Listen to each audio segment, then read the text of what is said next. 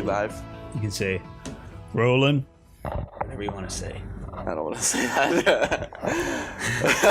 Hey, everybody. Welcome to the Multiplied Podcast. I'm David Thiessen. I'm Carson Sampson from MBCM.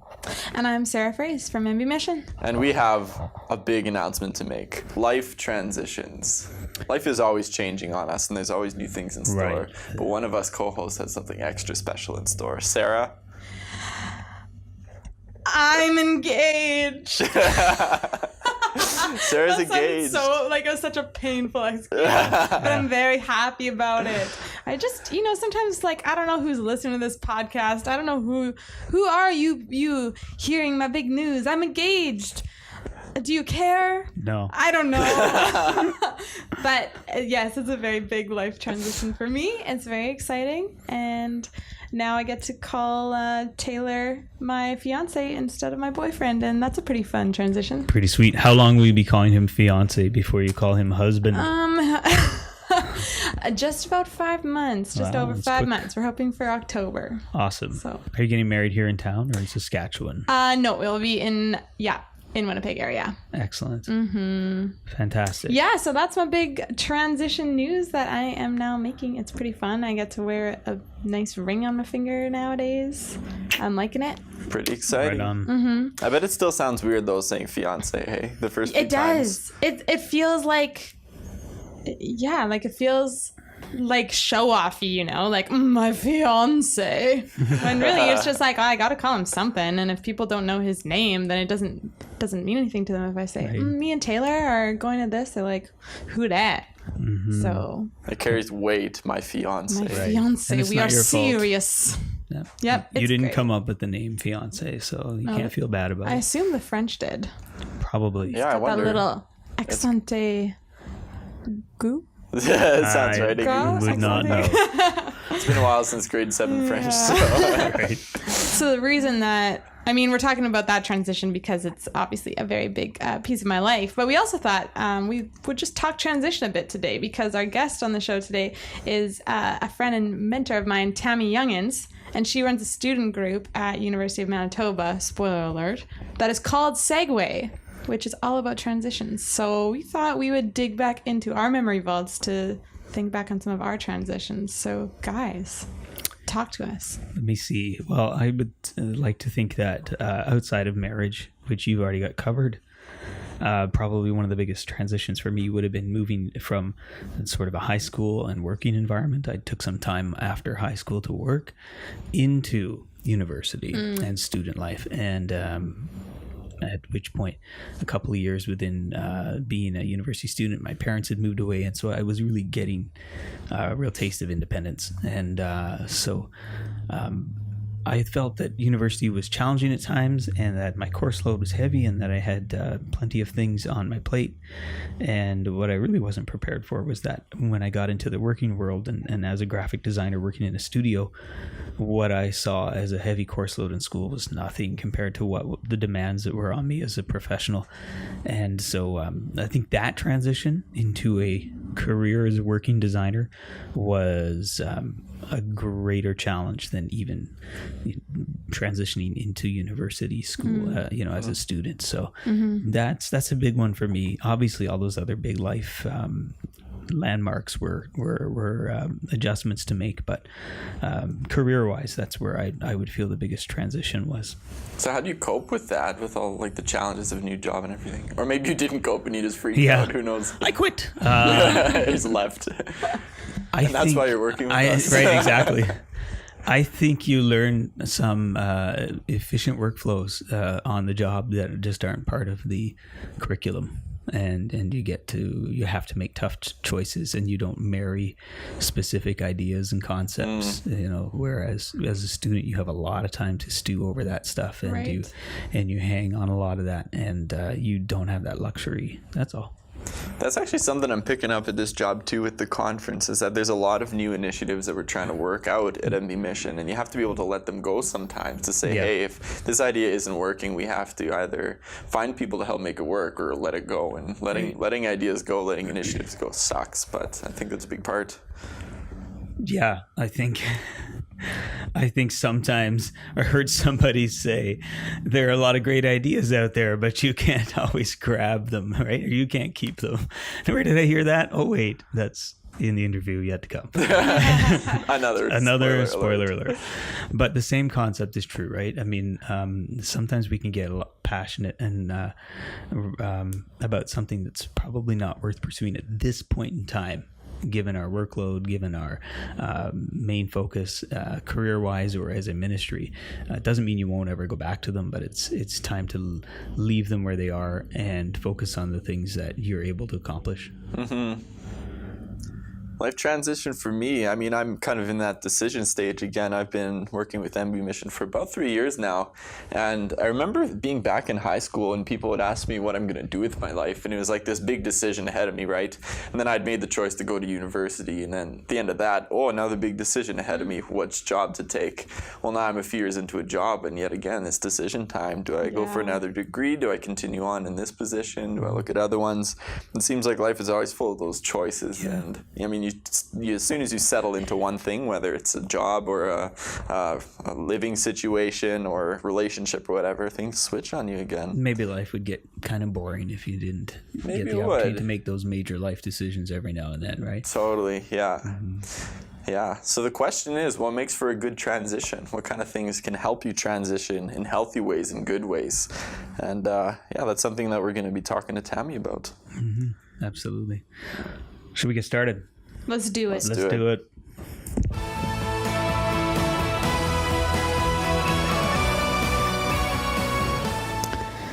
So we have Tammy here with us today. It's hard to say where Tammy is from, like Tammy from this or Tammy from that, because she wears a lot of different hats. But thank you very much for being here with us today, Tammy. Thanks for having me.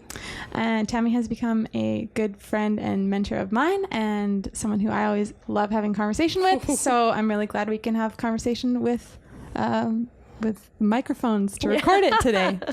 So that's what we're going to do. So Tammy, why don't you tell us a little bit about who you are and your family and how you came to be in Winnipeg. Sure. That's a long story. We could spend the whole time talking about that. Well, I grew up in Ontario. When I was 15, I'm the oldest of 4 kids. When I was 15, we moved to Victoria, BC. So it was quite the jump in the middle of grade 10 to be kind of airlifted to BC. Actually, we drove, so it wasn't airlifted. We drove across the country to BC and planted ourselves there. My parents didn't have a job. When we moved there, they just traveled knowing that there would be a job. So we traveled there, and so I was 15, and then I met and married my husband Greg, who is a lifer on Vancouver Island, and married when I was 21, which is, that's fairly young by today's standards, but I was happy to be married young, and then moved right away. So we married in September, and then right away in October we had an interview because Greg is a pastor. He studied at Summit Pacific College in BC, and we went right to Prince George. So a promise of 1 year and $10,000. That was what we were promised for our first, ministry appointment. In Prince George, we had one daughter, Rachel, and I was pregnant before Rachel. We lost that first baby through miscarriage. So we named that baby Kennedy, and then moved to Calgary when Rachel was about 1.5, and there we were there for 5.5 years in an evangelical Lutheran church. So we were Pentecostal in our credentials and background, and then went to an ELCIC church, which was awesome. It was so incredible, and we had 2 kids there. And I think the biggest thing that I learned in that experience, in that expression of faith in our larger, kingdom community, would be that God doesn't, no one denomination has the corner on the market when it comes to God. God will express himself where he deems appropriate and how he deems appropriate. So, my expression in my Pentecostal heritage would teach me that, or I would have perceived it to teach me that I as a Pentecostal, I experience, the gift of tongues, prophecy, words of knowledge, visions, all of those things that we see in Scripture. And here I am experiencing it in an ELCIC church, which was non-traditional for them. And they're coming to us, many new believers coming to us saying, hey, I'm experiencing this and I don't know what this is. Can you help me understand? And so the pastors at that church at the time were pointing them to us because we're the ones, we understood. So that was really cool. Had 2 kids there, Curtis and Brianne, and then moved very pregnant to Winnipeg for Greg to go back into the Pentecostal assemblies, but go into a district office. And what's really funny about this is that we were told when we went to the ELCIC church that we were, quote unquote, committing career suicide, which is really funny, right? Because, God has his hand on us and he's moving us where he wants. It's just funny how in our natural human brains, we want to look linear, look at a linear kind of plan. This is the path you take when you're a pastor. Yeah. First you become this, then you go here, and then you do this and whatever. So it's cool to us that God chose to bring us back into the PAOC, not only that, but into a district position, which is a kind of an overseeing position in another province. It just doesn't happen. Yeah. Ever. Yeah. So that was really cool. And my husband was working in that office, and he was working with youth and young adult pastors in our district, Manitoba, Northwestern Ontario. And he was working on some material because we were seeing the statistics coming out saying that, it's anywhere from 60 to 90% of young people walk away from the church, walk away from faith after high school. And so he's working on material to help youth pastors transition their students well. So he's coming up with a curriculum. And he's not really great when it comes to grammar. And he's the first one to say that, I need someone to help me with my editing, right? So he hands it to me, which I didn't really understand because I wasn't really great at editing either. But I'm reading through his material, and God is getting it under my skin with these statistics. Yeah. So how would you tell us about Segue and how... that where you were at when you came to Winnipeg, God getting under your skin with those statistics, how that kind of led you to what you're doing now at U of M? Well, Greg and I had always worked hand in hand with youth and young adults. So the heart was always there. But it was these statistics and understanding that, what God really was saying is we do so much with our youth, with our children, and then it was like we abandon our young adults when they hit this age. It's like, oh, okay, you're an adult, so off you go, right? So it was heartbreaking to me that there weren't many people intentionally walking with our young adults, whether they were in faith or out of faith or somewhere in between, to just love on them and show them what it's like to be an adult. And so I started, I really felt God pointed me to the University of Manitoba and sent me there. And what was terrifying for me was becoming a student. Because I felt like I really wanted to understand the rhythms of student life. So what is it like to take an exam? What's it like, again, to learn how to learn, right? To learn how to do a paper again, and all of the editing and everything that goes along with that. And had you been to university previously? I hadn't. Okay, I had never been to university. Mother of 4. Yeah. So the first day, this is really, you're gonna like this. The first day of school for me, my first class, university class, was my youngest daughter's first day of kindergarten. Oh. So yeah, super sweet, right? My husband wanted to get us matching Hello Kitty lunch boxes and stuff. I was like, no, that's not happening. But it was a cool day. It was a really neat day. But even before I took a class, I wanted to understand. That's the thing, hey, is that we need to do a lot of listening. There's a lot of listening that goes on in anything that you do in life. You should be a better listener than you are a speaker, right? And so I started out with the campus garden. I love to garden, so I figured, okay, well, let's meet a few people. And what better way to do that than to be in the garden? And so I started in the garden volunteering, and I did that for a while before I even became a student or started a student group. Just understanding the community, understanding the culture, getting embedded into the rhythms of student life, and then, So what are some of those things that you started to understand working in that garden about students? I guess the vast experience of in people's worlds, right? So, the people that I were working with, some of them had children, some of them did not. Some of them were international students, so they were coming from other nations. Yeah. The different stresses that people experience because of their upbringing or because of the current situation that they're in, financial stress, I was understanding, all of those unique rhythms to a community.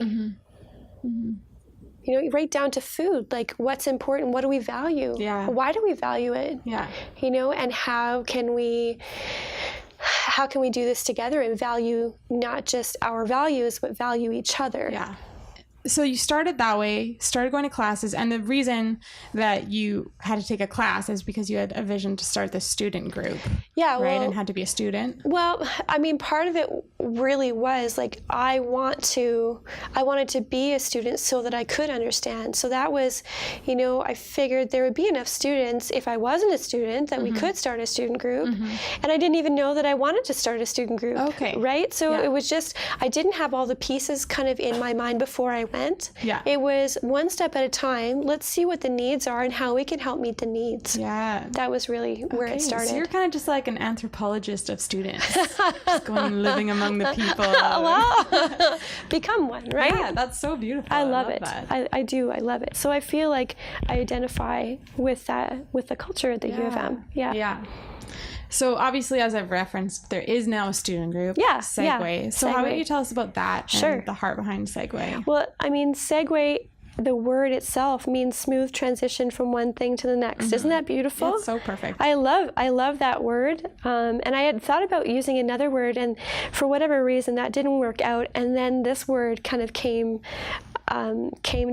kind of rose to the surface, I guess is the best way to put it. Rose to the surface, and then I worked with a friend who's a graphic, designer, and we're like, how do we make this work and how do we make that work? Because I wanted to be sure that it looked, good. But just that idea of smoothly transitioning, because that road from high school or from even another nation into life at the U of M or any other campus really can be very, very rocky, full of stress, full of speed bumps, and who's going to be there with the sole purpose of being there to help, being there to see needs and doing something about them, right? Yeah. So we have lots of people within the administration of the university who really do care about students. Sometimes their hands are tied on what they can and can't do. So, as a student, I don't feel like my hands are tied. I feel like my hands are free. And I have a lot of freedom to listen and to respond to needs in a very quick, flexible manner, right? Yeah. Yeah, and Segue, I've noticed it does just that, like sees needs and fills them. And I was never a student at University of Manitoba, so I was never connected to Segue beyond being connected to you and other friends of mine who were. But for all those listening, like I in the past will have like texted Tammy and said, hey, can we get together on this day or something? And she'll say, oh no, I'm taking students grocery shopping that day to get their food, or I'm putting on a feast night like always just like caring for students often, as well as caring for a family and children and just many different hands, I guess, that are reaching out. And my to kids, this. like I should tell you about my kids because they are awesome. And my husband, he is incredible. He has given up so much for me even to do this sort of, live this way, on a daily basis, right? Yeah. My kids, they're all in. They love students too. I was asking my oldest daughter, who will be graduating next year, what she wants to do. She wants to teach maths and sciences. And I asked her, like, where do you want to go to university? Because I don't want to pigeonhole her to the U of M just because I'm there. And she says, no, Mama, like I want to come to the U of M. Yeah. And I asked her why, like flat out why. And she said, because I already feel like that's my family, like that's my community. Yeah. I already feel part of it. So why would I want to go and recreate community somewhere else? Yeah. So if my kids are feeling welcome there, my husband feels welcome there, students feel welcome there, like that's attractive, right?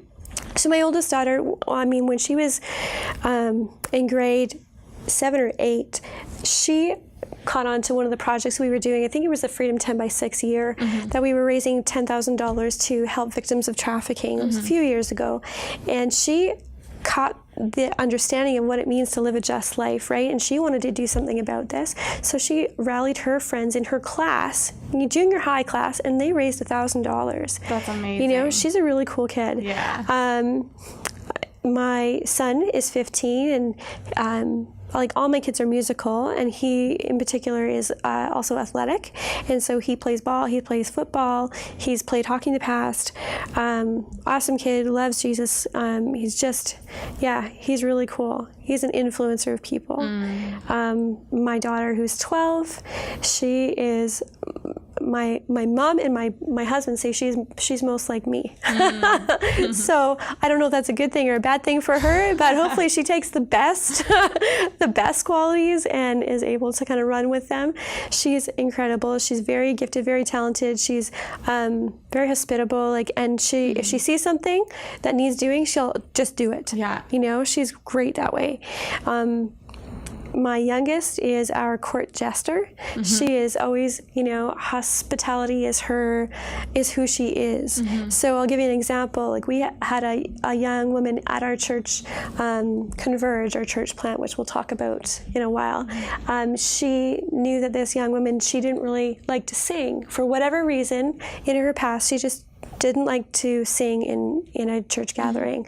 So my daughter would stand, she's 10 years old, so she would have been 8.5, 9 at the time, and she would go and sit beside her purposefully and sing her heart out for the both of them. Aww. That is who she is. Anything to make you smile, anything to make you feel welcome. She'll tell you a story, she'll, anything to engage you. So that's my youngest. So those are my kids. And then my husband is just hot and incredible. I love him. He's so great. So how would you describe the fruit of Segue?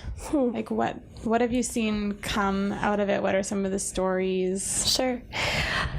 Well, I'll give you the makeup of Segue. Like, we are a Christian student group, so there is a faith base to the student group.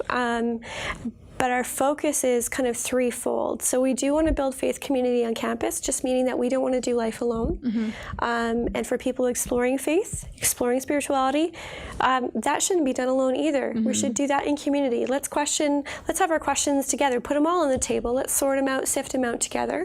That's part of being part of a community. The other thing we, kind of look at is justice, because we believe that in the foundation of our faith, like, God is just. He's a just God and calls his people to be just. And he creates just community, and I want to be part of that.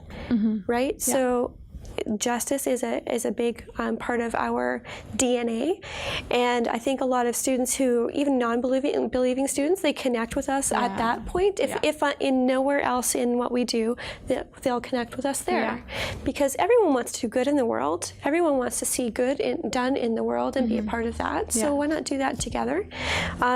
And it's cool that they see that we are, a welcoming place where we're not going to, try and kind of bait and switch them into like, oh, come be part of our group, but then we're going to try and convert you.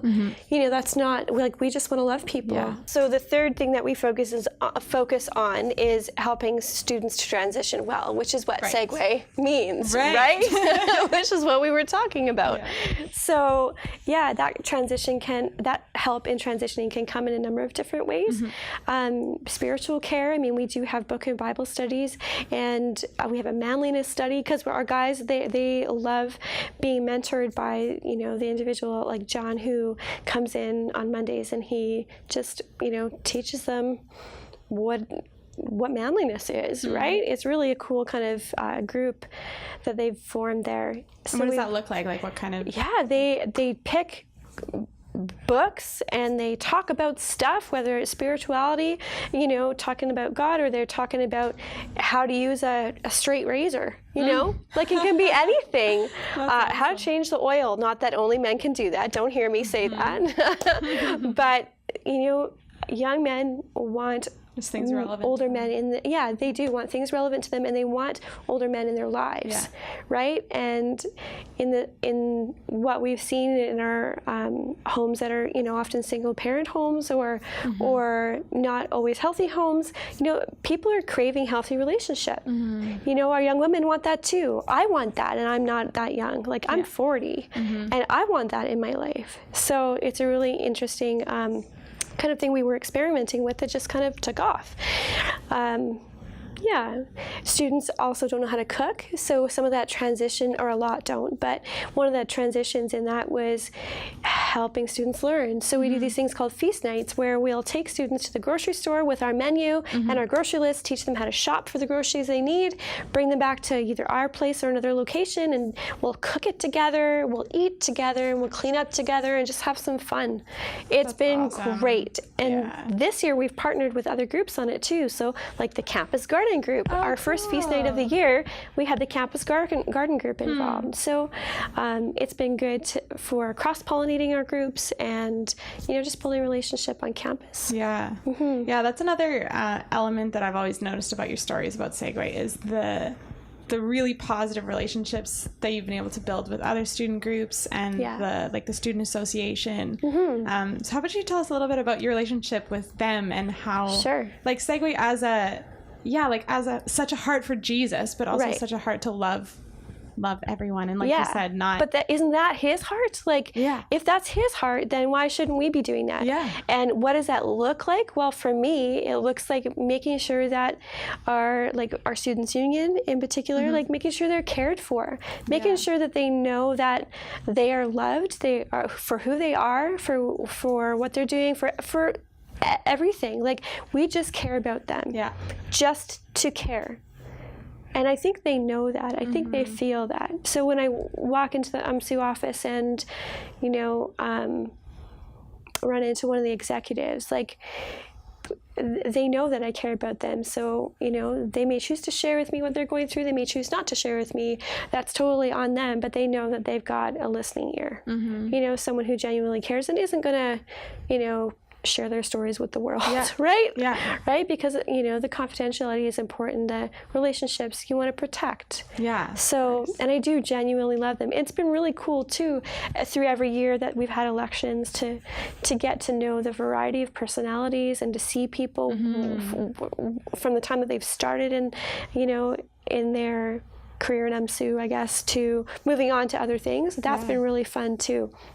So building relationships, not just within our group and our community, but building relationships cross-culturally, over different religions, over different values and perspectives, worldviews.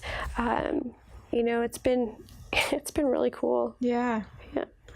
How about you tell us a little bit about the Sera Project? For sure. So the Sera Project we started last summer in conversation, or even last spring, I suppose, in conversation, and then launched in the fall.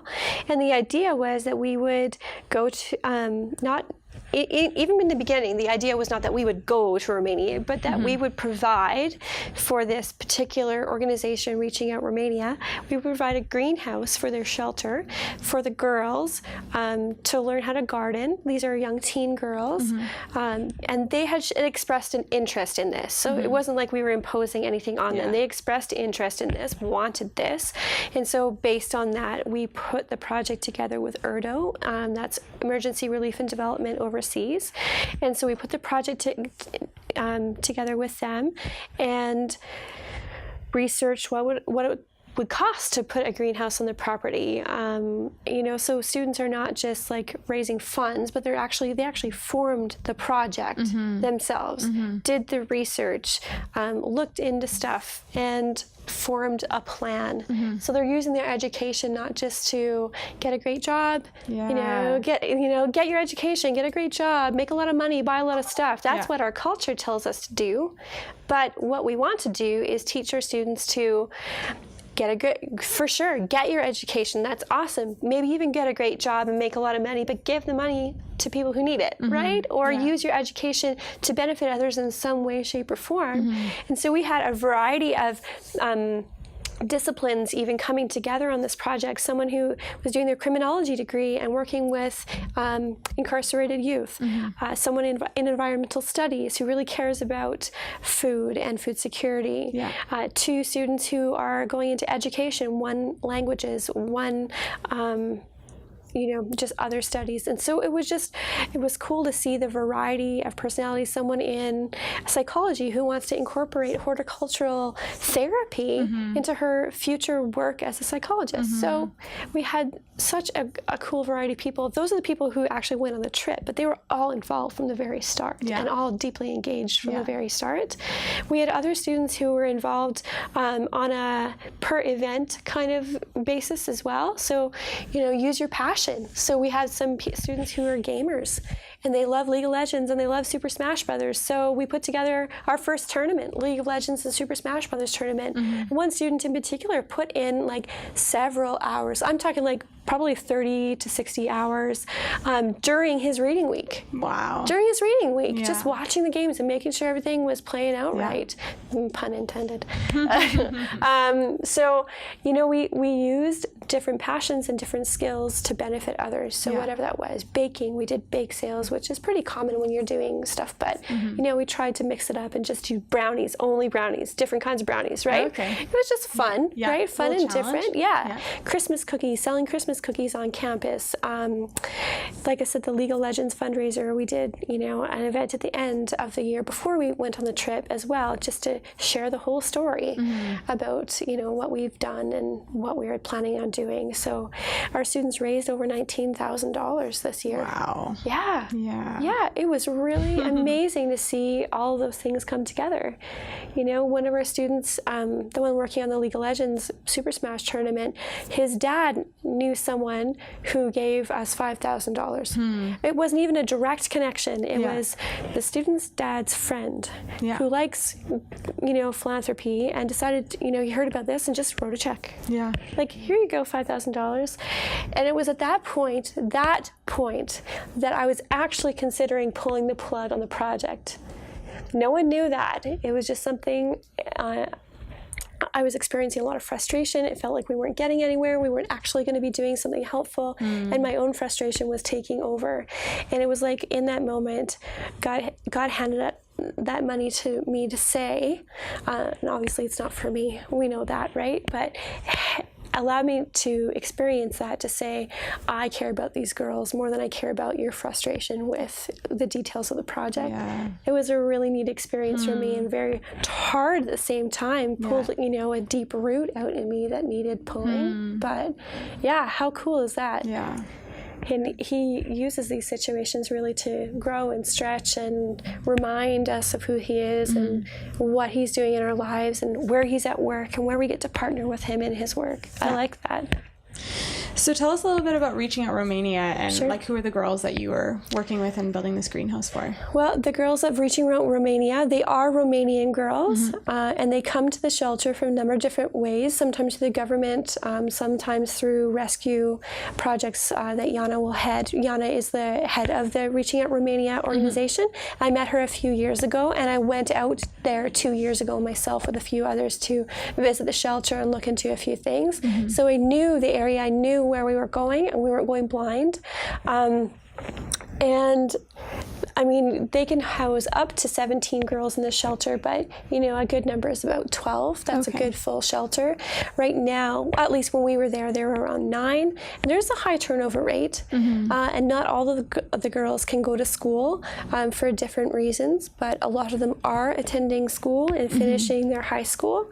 And a few of them have even gone on to get university degrees, and 2 of them in particular are going on to become lawyers.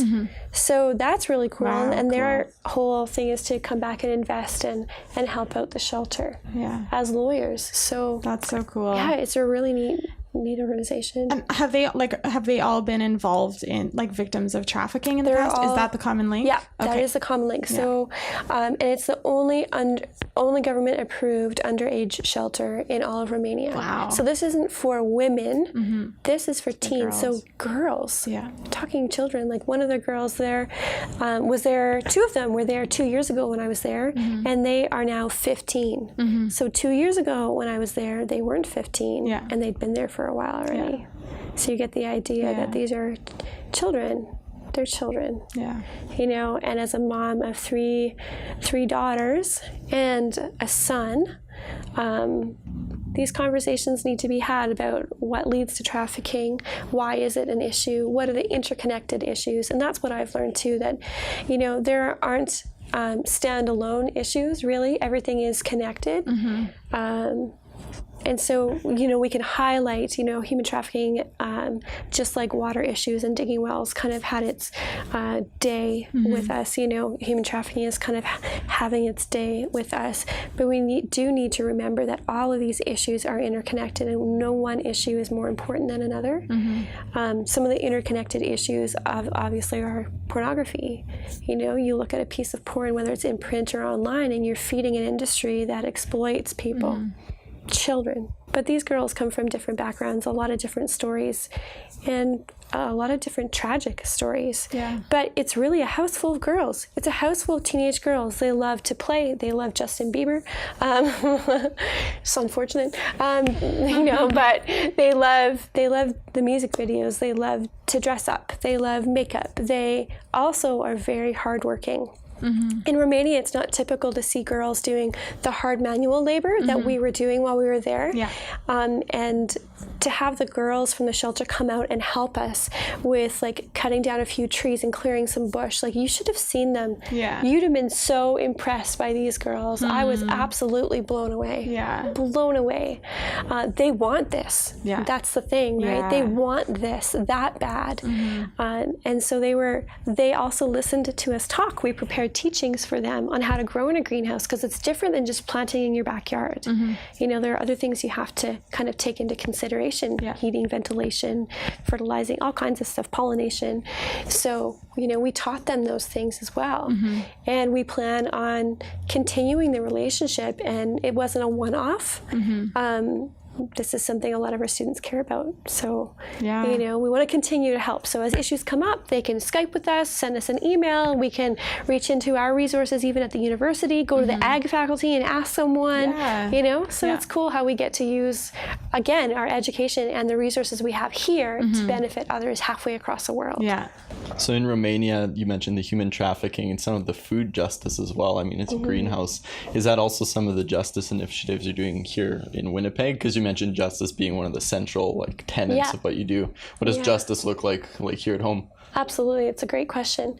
So for us, Justice here at home, we're not just involved in projects internationally. We've been involved on the ground in works here, partnering with the North End Family Center on different things. And we have, I have friends at Salvation Army and Shona Stewart, Dignity House. You know, we've worked with all of these individuals, but we also have students involved in other places. So students are volunteer at LBE, the Living Bible Explorers here in Winnipeg, with, you know, at-risk youth and children. We have students who volunteer with Can You on our campus, which takes at-risk vulnerable youth from our city schools and brings them to the university to show them that that there are opportunities beyond what their current living situation might dictate to them, right?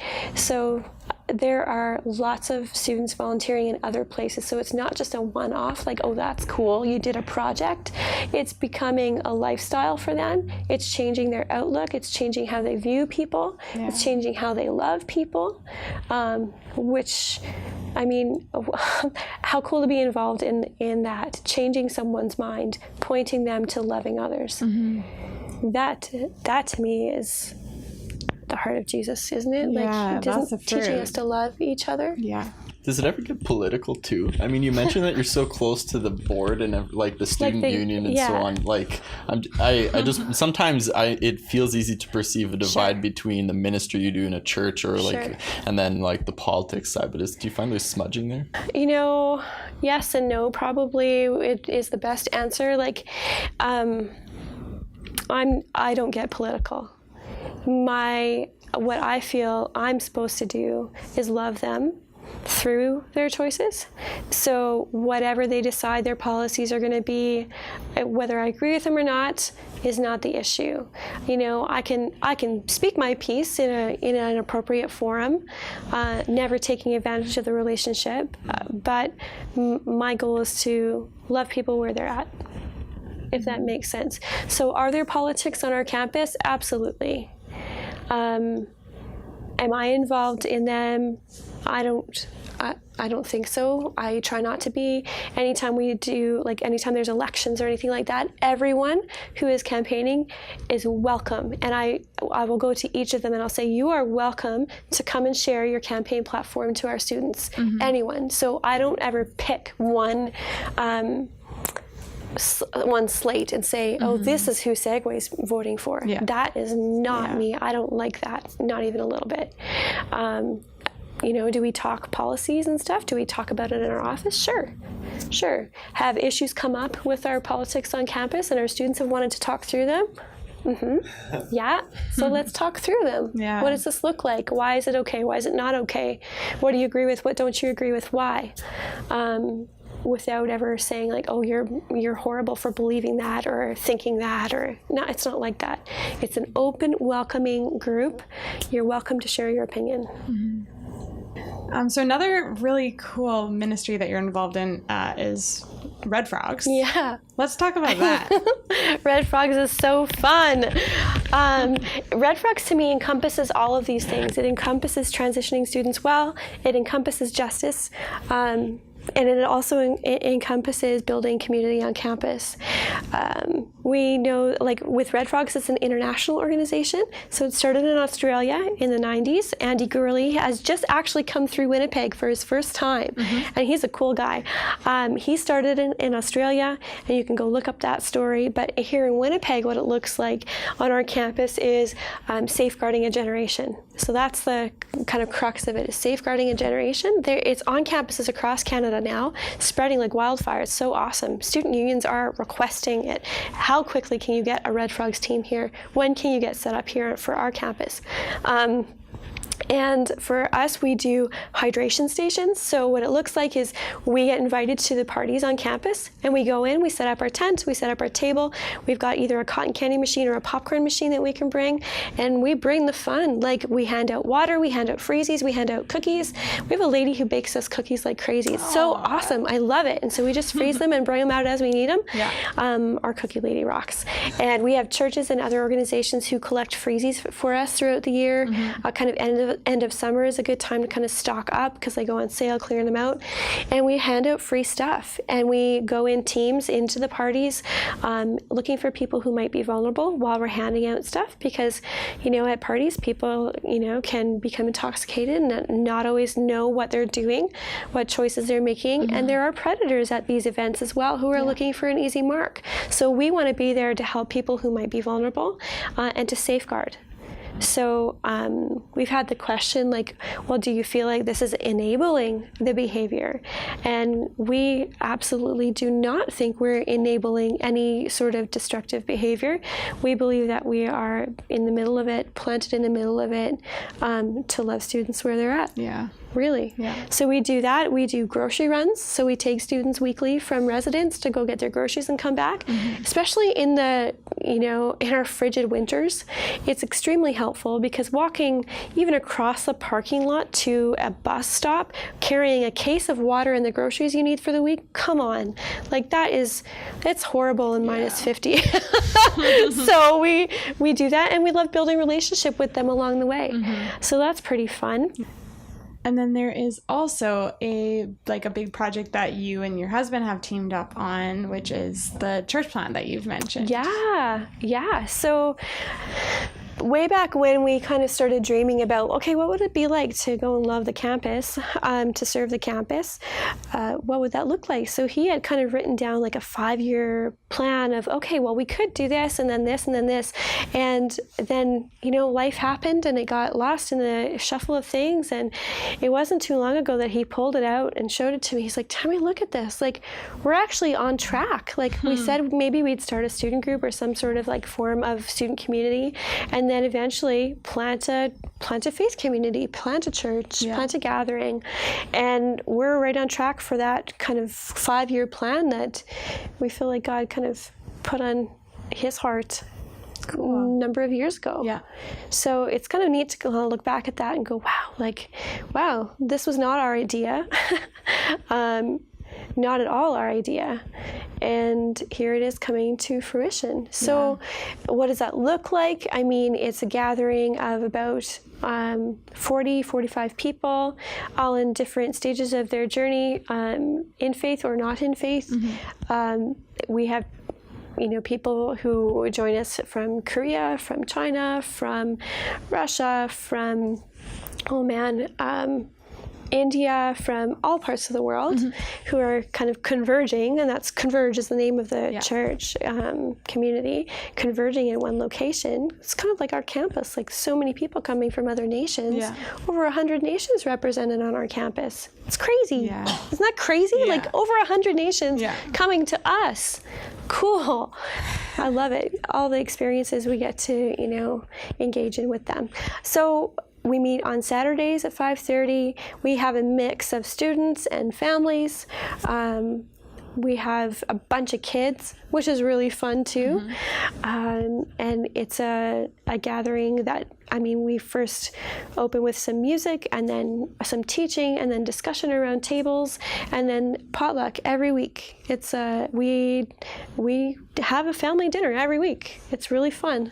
So we kind of theme it out and everybody kind of contributes where they can. But if they can't, it's totally cool. And, students are here for, a certain amount of time and they're gone. So summers and springs look different than fall and winter. So it's a very fluid community. That's very cool. And that started about a year and a half ago, I guess. Cool. Yeah. It's pretty cool. About a year and a half ago. That's so great. I love the partnership of it though too. Like it's not just a single denominational kind of plant. It's a partnership plant. So it's a partnership between C2C and the Pentecostal Assemblies of Canada. So, it's I love that those walls, can be flexible and fluid too. So the 4 big things that I wanted to ask you about today were Segue, the Sera Project, Red Frogs, and Converge. So the other question that is in my mind now as we're talking about this is, how do you rest? So much stuff. Each one of those things is such a big rock. It is. And your family is such a big rock. Rest, that's funny that you asked that, because that's part of my journey now, is learning how to rest well. And it's a challenge, because I love opportunities and I'm never lacking ideas, but I've been challenged to say, like, maybe don't take anything new on just because it's a great idea. Like, we learn as we get older. Hey, and I'm 40 and I'm still learning how to sift through ideas. There are lots of good ideas out there, but you're not supposed to do every good idea. And if you are trying to tackle and accomplish every good idea, that means that you are keeping someone else from, accomplishing a good idea. So, you need to take things in stride. And so if I'm spending all my time in one area, whether it's at home or at the school or at Converge, then I'm taking from something else. So it comes in waves, these are seasons, I guess, of rest. So September to April isn't a season where I'm going to take a lot of time to do a lot of resting. More rest comes from, kind of May till August. And that's more of a focus time on other things. I also don't do it alone. That's I think another big thing is that we don't we don't work alone. If we say we value community and then we do all the work, that's not really community, right? Yeah. That's consumerism. So I don't want to do that. I don't want to propagate that. That doesn't feel like gospel to me. So having a leadership team that I can invest in and then release into their passions and where they're gifted, that's a key part of what we do on our campus as well, is investing in leaders. So, and releasing them to do stuff, not just holding it all. Yeah. So that's, I don't know, is that, rest. So elusive, that thing. No, that's good. I think it's a process that we're all learning, and that, it's seasonally very different. Yeah. And just what you were saying about, like building into leaders, I've had the total honor and privilege of getting to work with a bunch of leaders that you have helped train up. Oh, cool. And then release into ministry that, like, people who have then been on my leadership teams. And I think that's such a beautiful thing in the church when we don't raise people up and then hold on to them with all of our might, hoping that they stay, but actually release them so that they can multiply and that they can multiply. Just like the podcast. Sarah. Well done. But so that what you are able to spread and grow into people can cross-pollinate in other places. And just like your church upbringing in the Pentecostal denomination, and then where was it that you were in? Evangelical Lutheran Church. That's right. Yeah, and then your Pentecostal background being so relevant in that time in that place. Totally. And it's just the church working together and not being fearful of needing to territorial. protect my little pinky finger of the bride from your pointer finger. So funny, hey. And university in particular is not a holding place. It's a training up and sending place in its essence. So for me to do what I do in teaching students how to love, how to live justly, how to help others, and, hopefully too, how to love Jesus, right? Then that's kind of the core of who I am and what I want to do. So it's funny, when I was away recently in Montreal with a group of leaders, one of the girls, she came up and she handed me this picture, and I'd been frustrated about kind of like when we talk about fruit of our ministry or whatever, like I've been frustrated with a few things and things not going exactly how I had anticipated or whatever.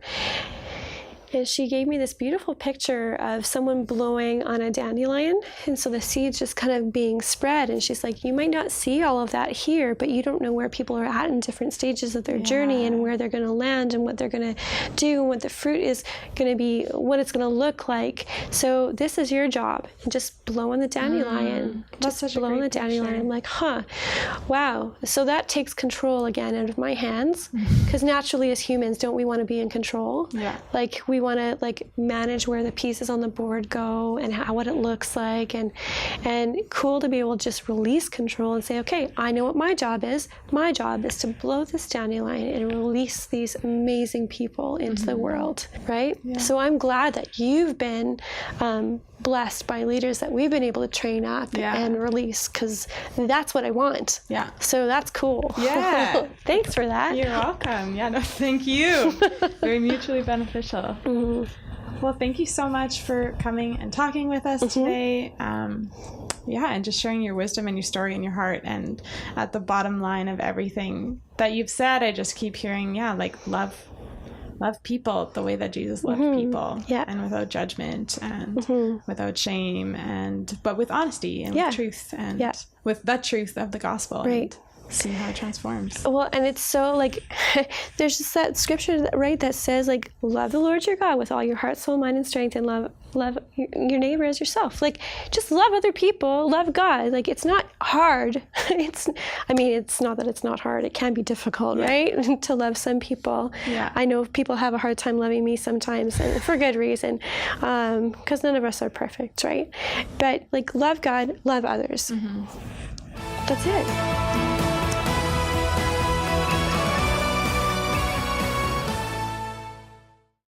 Sera, thanks so much for interviewing Tammy. It was nice to have her here. And do you ever get to a point when the person you're interviewing leaves the room and you feel like you can really talk about, the top secret stuff that they weren't willing to share at the point in time when they were in your presence? Finally Like, do you have some free dirt? to talk behind her back? Exactly. Is there something you might be able to share that? I have a little tidbit that I could divulge. Yeah. Oh, Dying to know. She honestly wished that she could share it, but we just we forgot to mention it. There's a video taking the internet by storm right now. This woman in her car videoing herself. That's not Tammy. No. Okay. talking about this crazy Chewbacca mask that she got, and she just kills herself laughing hysterically for minutes. It's so funny. And Tammy just immediately self-identified, saw that video. She said, "That is me when I wear my T-Rex suit." When I wear my T-Rex. My T-Rex suit. How many times has someone said that to you? I mean, this is it. Yeah. Tammy's Segue students said, "Hey, if we got you a T-Rex suit, would you run around the University of Manitoba in it?" And she said, "Yeah," not really thinking they would follow through, but they did. So she has a big inflatable T-Rex suit, and Oh my word. She kept referencing that she's old on the podcast, but that woman is so young at heart. And yeah, she's only 40. Yeah. She's young in the first place. Let me tell you, she's not old. Yeah, how about you tell us about old Carson? Well, I would, but we would probably need more time than we're out of time. This podcast will allow.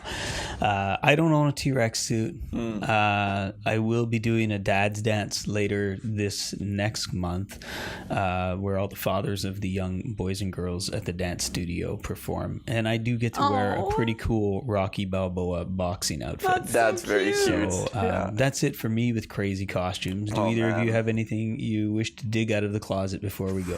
When I was in grade 3, I made a robot costume by spray painting cardboard boxes with silver spray paint and posting a broken up computer onto my chest. I was very proud of that. I think you and I are somehow kindred spirits, because when I was a very, very young boy, 4 maybe, my dad made me an R2-D2 costume out of a Salvation Army Christmas bubble. You're familiar with those? That was my head, and the rest of the body was a box. And, so I too have been a robot. How about you? I2-D2. Yes, I2-D2. And Sera? Yikes. I was never very good at dressing up. When I was a kid, I would just vacillate between being a clown, a princess, or a clown princess. The hybrid. Smart choice. Yeah, very few dressing up stories. Okay, well, that's it. We'll get together real soon. Till then. Adios. Say goodbye, David. Bye.